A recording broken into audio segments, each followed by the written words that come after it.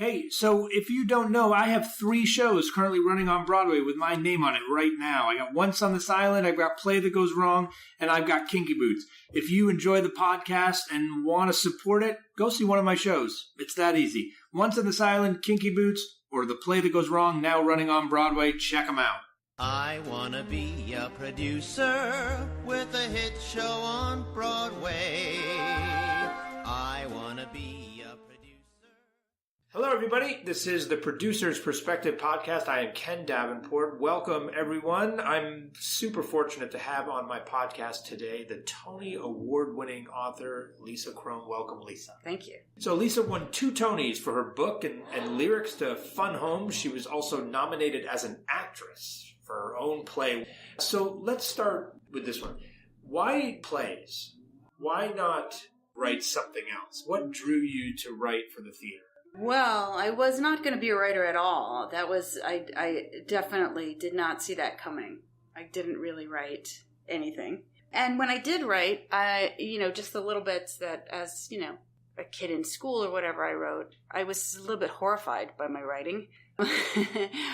But so I came into it sort of backwards. I mean, I was drawn, first of all, to tell stories. My parents were both great anecdote tellers, my whole family, and that was something that the majority of family conversation was anecdotes like that. And, starting from when I was probably like in 3rd or 4th grade or something, I had this interest in figuring out how to be funny.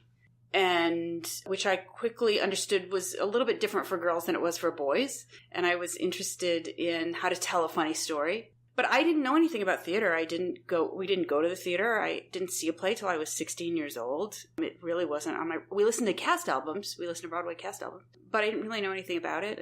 But I feel like it's a vocation. It calls you. And in my Jewish youth group, we did Purim plays, and we had like sometimes games that involved improv, and I really loved doing that. There was something about performing that it lit up the world for me. It made things just more interesting to have that kind of, whatever that electrical current is that goes along with connecting with an audience. So it's a long story, but I ended up, I feel like theater's a vocation. It chooses you. And I just sort of found, kept stepping toward it in various weird ways. Once I was a theater major in college, I was told outright that there wasn't really a place for me in theater. As I like to say in shorthand, not thin enough, not pretty enough, not straight enough. Because this is when you were pursuing an acting career. Well, I don't even think I thought about a career. I was at a small Midwestern college. I couldn't even get cast. I was told outright by the theater professor that I obviously couldn't play. I hadn't been, there was this thing that happens, I don't know if it still happens in small Midwestern, like a liberal arts college theater department, where if you don't get cast, we would go in and ask why we didn't get cast. And what I was told was, it was because this was just said like, obviously, well, you obviously couldn't play this role because, you don't convey any sexuality on stage.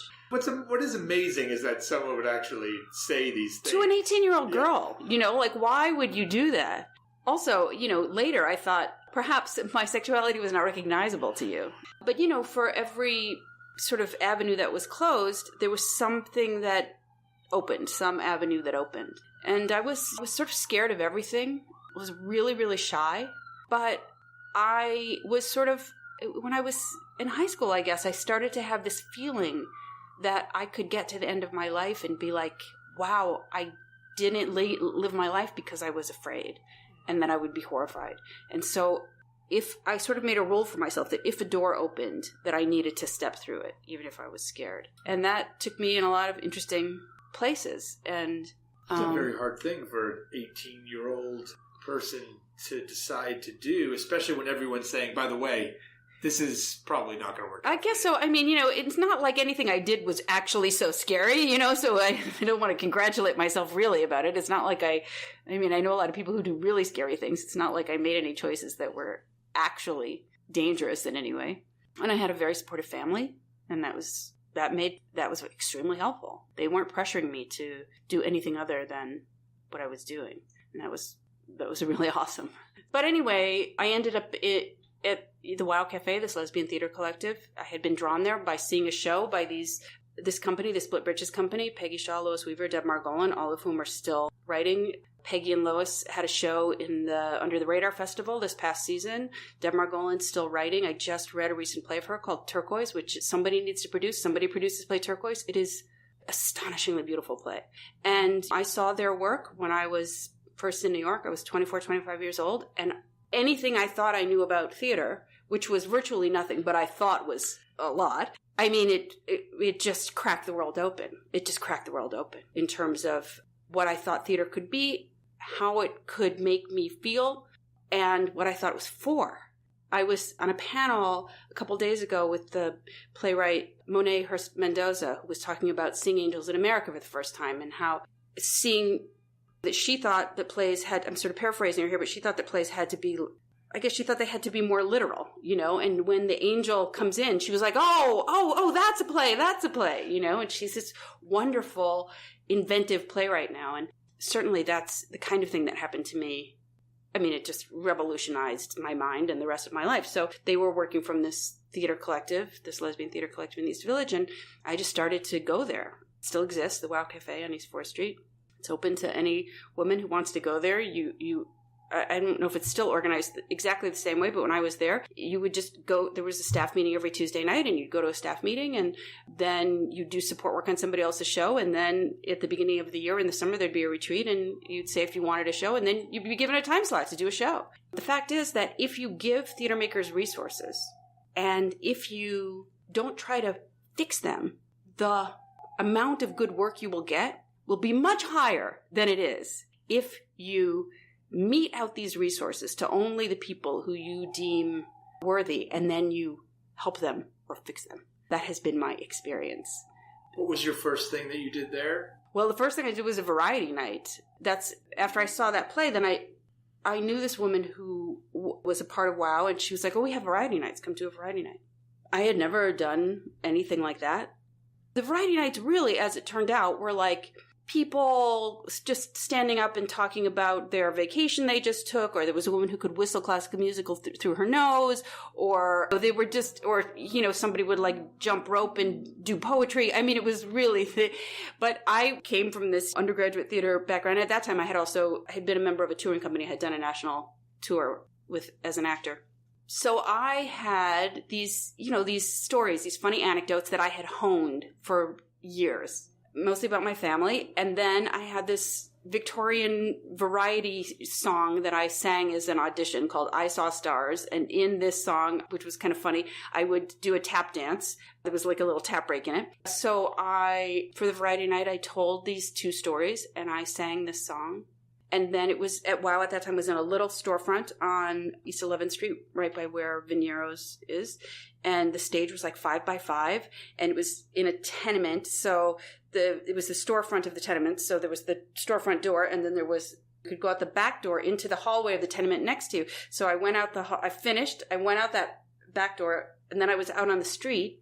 And then somebody said, they're still clapping. You have to do more. And I was like, I don't have any more. I never did that before. And then they were like, do you want to do your own show? And I was like, okay, yes. Scared, though. Scared, totally. But I thought, yes. And then I had no idea how to write a show. So I just sat in my apartment and ate a lot of Entenmann's cookies, many boxes of Entenmann's cookies. And then that went on for weeks. And then, there were 2 shows at 11 o'clock at night. I made a list of all these anecdotes that I'd honed. And I rehearsed a couple of songs with this Eric Rockwell, who's actually also a composer. And then the show that was happening like at 8 o'clock was called Hiroshima Beach Party. And the set was sand. So the little stage was covered with sand, and I swept the sand to the side. And then the piano, because there was no room on the stage, the piano was in the house. And so I taped my list of stories and songs to the upstage side of the piano. And then I told these stories and I sang these songs. And it was like magic. It was so amazing. And it went really well. And people just, it was like people who, my friends, and then people who I worked with on my temp jobs and whatever, they came. So, and it was small space, so it was pretty full. But people kept coming in off the street as I was performing. It filled up, and it was just like magic. And I was like, wow, I am so talented.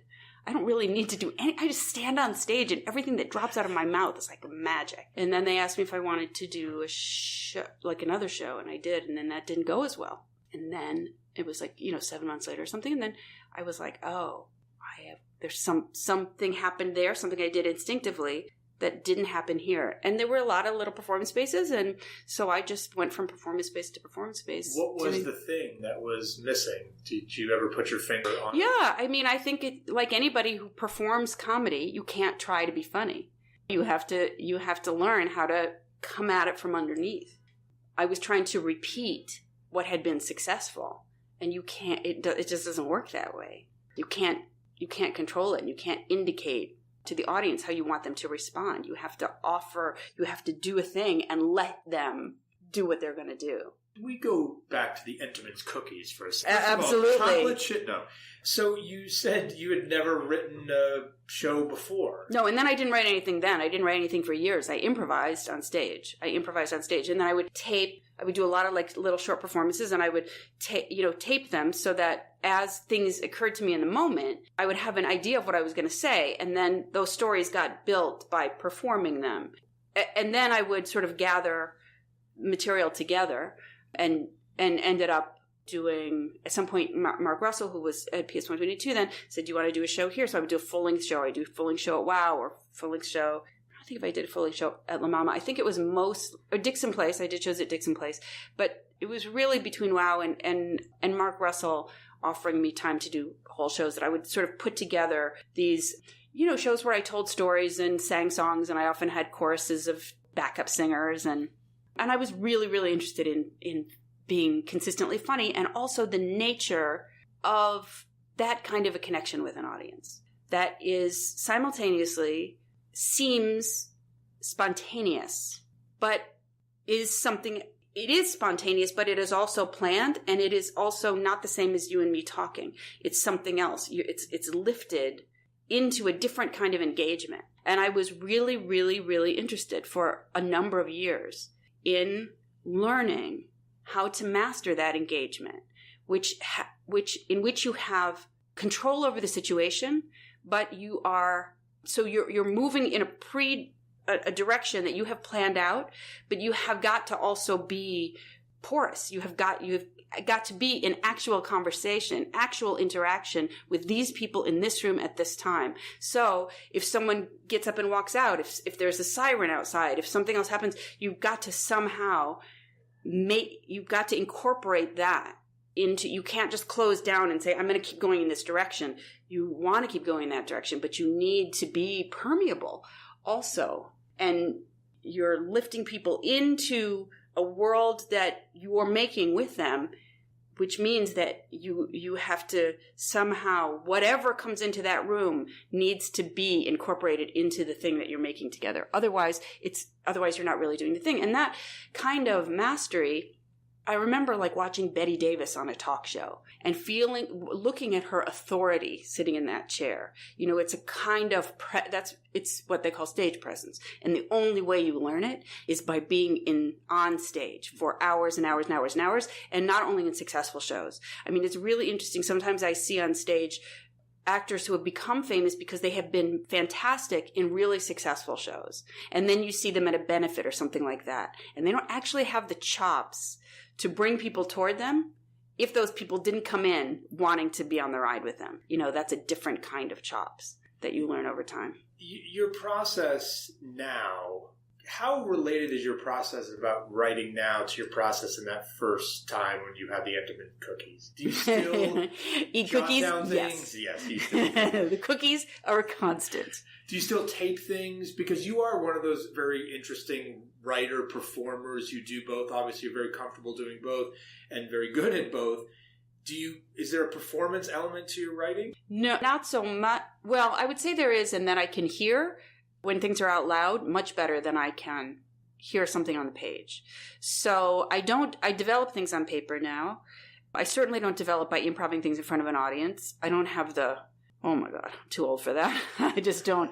That just really takes a lot. It's amazing we get more scared about those things, or more like a little when you get older. Well, I think the thing is that it takes a kind of focus. It is a gathering of energy that is very intense. And I remember sort of in my, the height of my powers, when I was doing, say, 2.5 minute ride or something. I remember right before I would go on stage, I don't know if you remember in the Ed Sullivan show, and there were all those sort of old vaudeville acts. And every once in a while, there was somebody who used to like eat an entire car, like piece by piece. And I would often have this feeling before I went on stage for a 2.5-minute ride, like I was about to have to eat an entire car. To, in fact, gather and be a conduit. Use your body and your focus and your attention and everything to gather and then be a conduit for the attention of an audience, to bring them together into a community of attention, and then to lift them and hold them. It takes a lot. And I think I realized at some point that I had an amazing focus. I was capable of amazing focused attention for approximately an hour and 20 minutes. And then it would drop off because that was the length of a show. So it's just that and it's like walking a tightrope, when you lift people like that. I mean, it's the reason, I haven't seen the play that goes wrong, but I've heard about it, and it's only that I just was out of town last year that I didn't see it. But that thing, I think I am guessing that the success of that play is that it plays on the thing that people love more than anything in the theater, which is that when things go wrong in the theater, you can feel what theater is about. You can feel what you have invested in it. And the reason it's so potent is that for whenever that thing happens, it's a contract of trust. We are going to go together into this place of collective imagination. And there's something humiliating. Theater is ultimately nerdy in that way because there's so much vulnerability in it. There's so much vulnerability in it. So the horrifying thing about dropping it is that that's the thing. You've made people so vulnerable, and then you have dropped them. So that's why that's the nerve that it takes that is harder for me to come by now to do that. When you were working downtown, and even when you're doing 2.5-minute ride, and even well to some extent, did you ever imagine that you would one day be a Broadway writer, performer, that especially after being told that, you'll never do anything, you're not meant to be on the stage because you're different than everyone else? Did you ever think yourself would translate to a Broadway audience? Definitely not. I think I didn't think it because it wasn't a possibility when I was starting out. It was not a possibility. Also, when I was nominated for Well and the category was Best Actress, there was like that whole season. First of all, I was so lucky because the other nominees, it was absurd. The other nominees were Cynthia Nixon, who won the Tony that year, Lynn Redgrave, Kate Burton, and Judy Kaye. And they were the best. I remember at one of the events, Kate Hudson, who's just the greatest, saying to me, "We're so lucky that we're all over 40 and we all know what this is and what it isn't."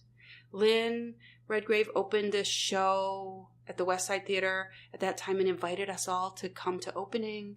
It was just the loveliest. At the Tonys, I had to go to the bathroom. I didn't realize I had needed some credential to go backstage. And Kate Burton waited with me in the long line so that I wouldn't have to stand there by myself. And that was right after Lee Silverman and I had been in our seats and we had stood up for something in one of the breaks, and then we were sitting back down, and one of the bouncers thought that we were seat fillers and yelled at us, "Get back in your seats!" And Lee was like, "She's a nominee!" Anyway, so no, I didn't imagine any of those things, no. What was it like when you found out you were going uptown? Well, so what I was going to say about being nominated for Best Actress is that I realized, that whole season, I walked around with this, little, chuckle. It was every moment, if somebody talked to me, I was like, ugh.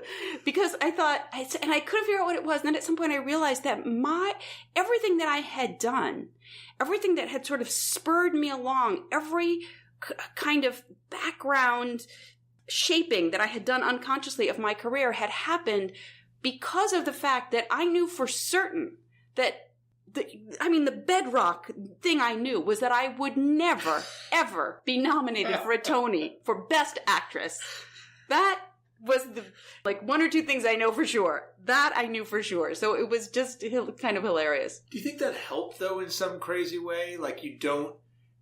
Talk about not thinking about the thing that you would, of course, love to have happen, which did happen. Well, what's helped and what continues to help is that because of being at the Wow Cafe when I was, where the greatest work was being done, work that changed my life, work that when I look at it again in retrospect, it is absolutely, as sometimes you think something is so great that you go back and you're like, it's absolutely as amazing as I thought it was then.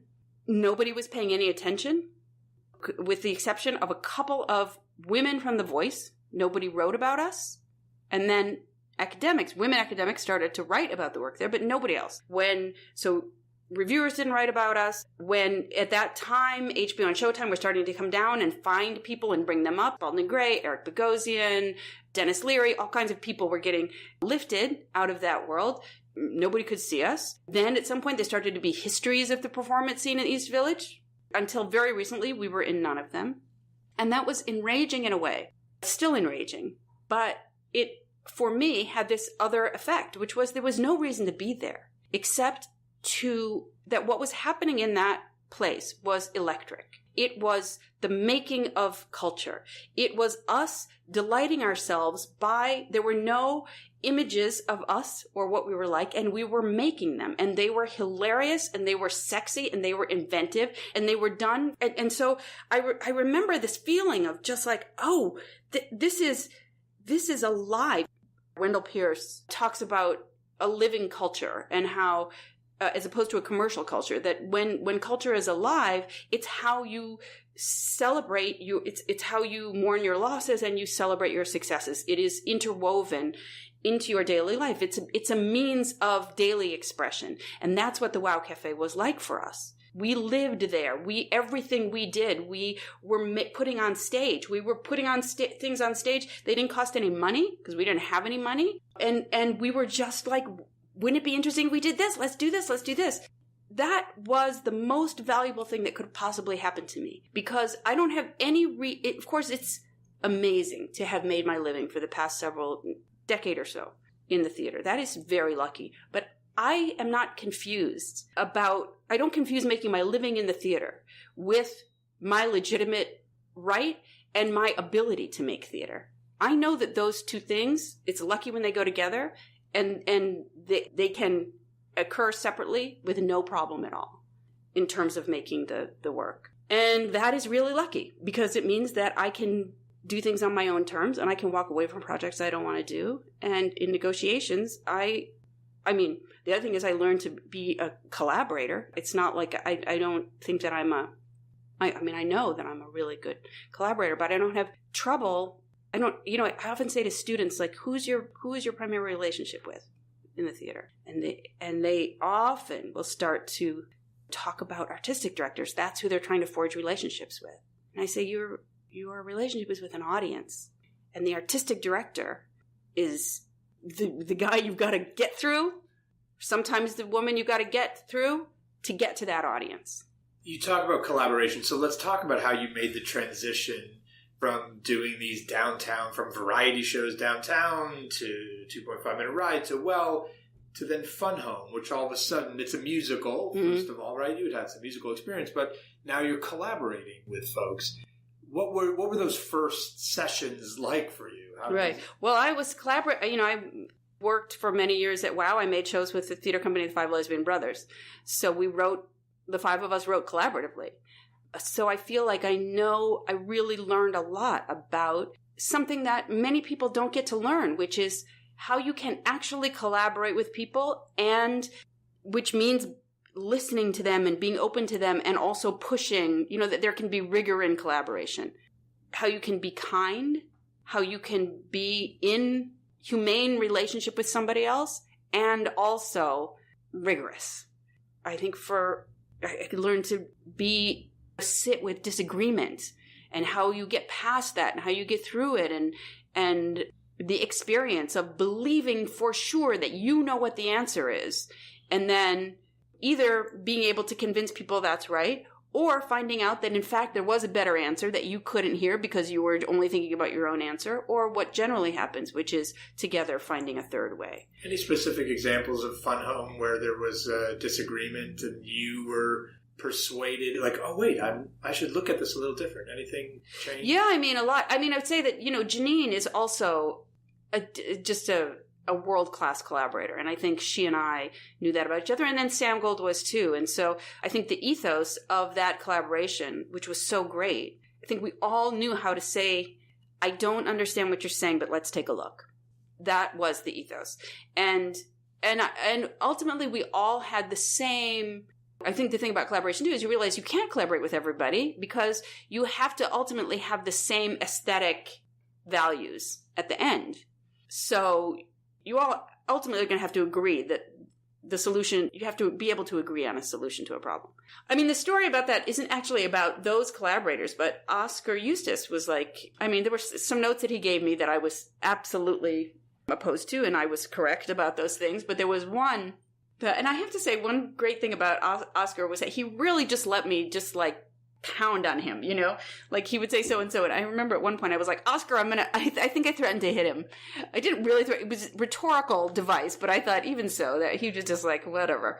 But there was a song that was in the lab that he said needed to be cut. And I was enraged by this note. I was enraged. I was like, it's obviously ridiculous. He's obviously he can't see the problems that we're working with. He doesn't know what he's talking about. I railed on about it for a long time. I was so angry that he would say that.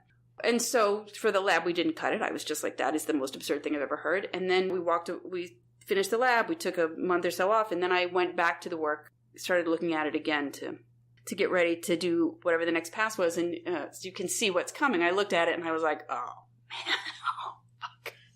I called Janine and I was like, I can't believe I'm going to say this. I can't believe it, but Oscar's right. That song has to go. I can't believe it. So, like that. When you first started working on that show, were you like, again, was it like, this thing's never going to go to Broadway with this subject matter? Yes, oh, absolutely, yeah. Were you I don't even know the story of how you came on board with it. Were you immediately like, oh yes, I must do this story? Or were you like, do I really want to invest my time in something? No, I had a feeling, I had a feeling about that work. I didn't know anything about musicals, so I could have as easily been wrong. But I think the thing that I felt about it, I've thought many other things since then. I've been, Janine, let's make a musical out of this. And she's like, no. But I do think that one thing that I think I understand now is that there has to be something musicals are interested in what can't be articulated. And they need yearning. They're about yearning. And if there's no human mystery in them, if there's nothing that just can't be articulated, that's what music does. It expresses that which cannot be articulated. And Fun Home is all about that. It's all about, that's the nature of that story.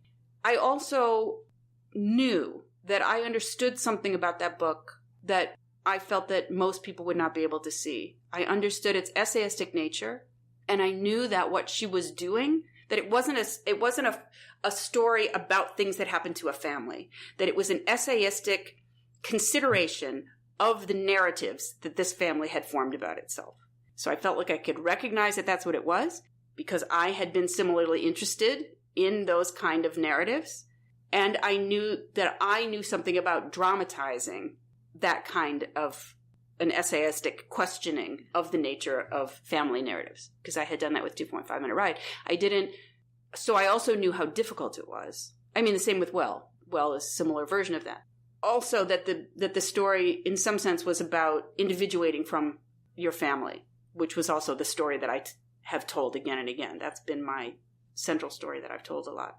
I also knew that was very difficult form. I struggled with it for 5 years with 2.5 Minute Ride. I struggled with it for 5 years with Well. I knew it was going to be tough. I knew that there had to be a character of adult Allison, and that people were going to assume she was a narrator, and she couldn't be a narrator. She had to be a character. Certainly with Well, it wasn't. I felt that was, if you were going to adapt the book, that was what had to happen. Whether I could figure out how to do it successfully, I didn't know. I wasn't sure. Biggest surprise you had when you got to Broadway with the show that you didn't expect? Like, oh, this is what being a Broadway author is like of a big musical. Well, yeah, going with a musical was certainly different than going with Well. Yeah, it's fun. It's fun. It's fancy. It's fun. Yeah, the particular kind of fandom that there is for musicals is really touching to me. Especially for that show, I imagine you got a lot of very we young people. Definitely did, but every show has that. Every show has that, and I get told a lot because of the nature of Fun Home. I hate musicals, but I like Fun Home, and I always think nobody hates a musical. That's just a lie. Nobody hates a musical. The fact is, we love musicals so much. I believe they're the highest. They're the highest American art form. We love them so much that we feel horribly betrayed when they're bad. That's what I think. We do get very angry when they're bad. Yeah, because what they have the potential to do is ravishing, and nothing else can do it. Do you get writer's block? I don't think I get writer's block. Writing is extremely, I'm not a natural writer. I'm not a natural dramatist. So I just have to work and work and work and work and work and do drafts and draft and draft after draft after draft. If you're not a natural dramatist, what do you call yourself? I love the form more than anything.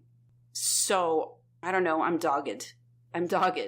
What I think is that I have good discernment.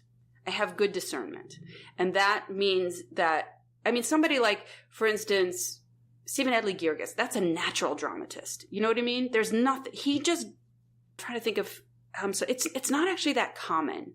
But there are people who just write in metaphor very naturally, but who write interactions between people that are doing the thing that plays do, as opposed to approaching it more novelistically or more cinematically or something. So I guess I don't do it naturally, but I think I can feel when it's not there, and I can feel when it is there. So I just keep churning out draft after draft after draft, and then I'll be like, that seems better, and then I hang on to that, and then that seems better, and I just stay at it.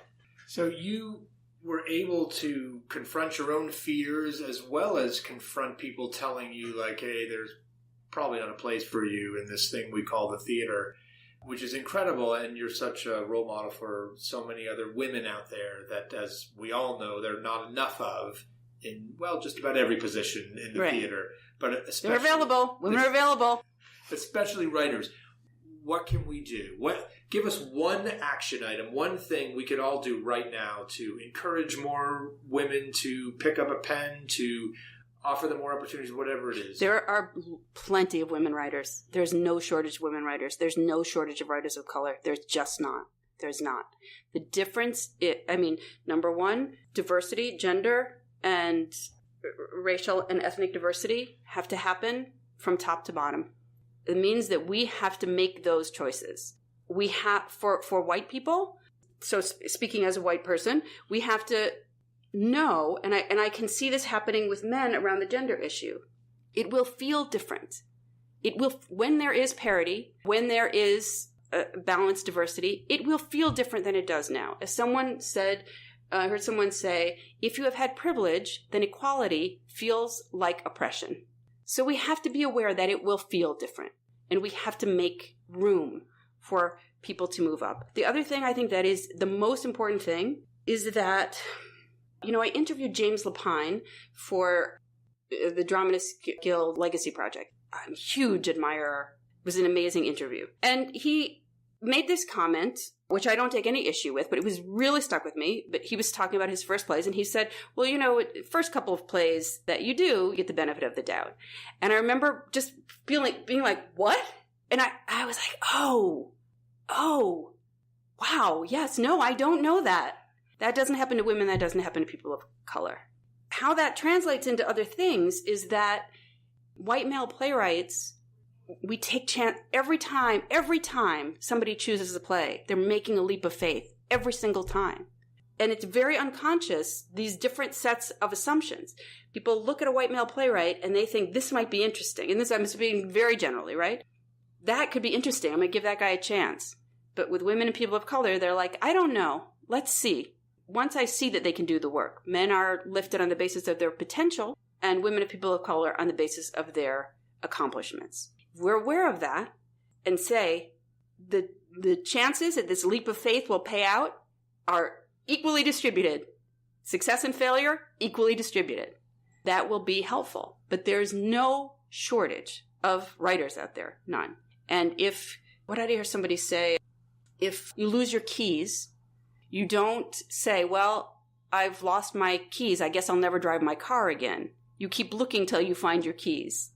If we feel like we can't find women and people of color to fill any position, it's only because we're not looking far enough. Because in fact, there's actually an untapped wealth of extremely talented people across the board who are not being brought in.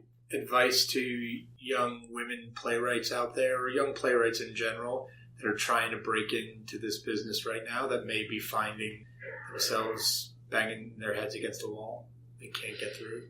I mean, I don't know. I don't think I was just on this panel with Monet Hurst Mendoza and Patricia Ione Lloyd, and they were both enormously smart and wise about their paths. I think that there are people who are doing a lot of smart things and don't really need that advice. I think people are working very hard, and they're creating their own opportunities, and they're doing all the things that I did. I was listening to this appreciation of Stephen Hawking last night, and this guy was saying he was such an inspiration to disabled people, and because he really believed in himself, and he just didn't let himself be stopped. And that might very well be true, but I thought that's disabled people face all kinds of obstacles that have nothing to do with how much they believe in themselves, you know? So I think people always make their way. They always do. With the arts, it's hard for everybody. You have to, I just kept going because I couldn't stop. And there are always people who keep going because they can't stop. And so that also means that there's lots of interesting work out there already that is not visible to you and me sitting here, but it's right there and it's happening. So my last question, which is my genie question, and I have a feeling I know how you're going to answer this, but I'm going to ask it anyway. I want you to imagine the genie from Aladdin comes to visit you. Uh-huh. And is going to sing some snappy songs. Yeah, gets me moving around. Do a show tune or two, and grant you one wish. What's the one thing about Broadway or the theater that drives you so crazy, that gets you angry, frustrated, that wants you to flip this table over, that you'd ask this genie to wish away in an instant? That's the way it always has been. The Great British series. Oh, I always forget the name of it. You know, that TV series it's not British, it's Canadian, with the New Burbage Theater. Slings and Arrows is about that tension. That will always be the case. But I'd love to see more places, more resources go directly to artists to make their work happen. A very good answer. I wish that one too. Thank you so much for joining us today. Thanks to all of you for listening. We will see you next time. Don't forget, if you're in New York City and looking for a show to see on Broadway, check out Once in this Island, Kinky Boots, or The Play That Goes Wrong. Those are all shows that I'm producing right now, and we'd love to have you. See you there.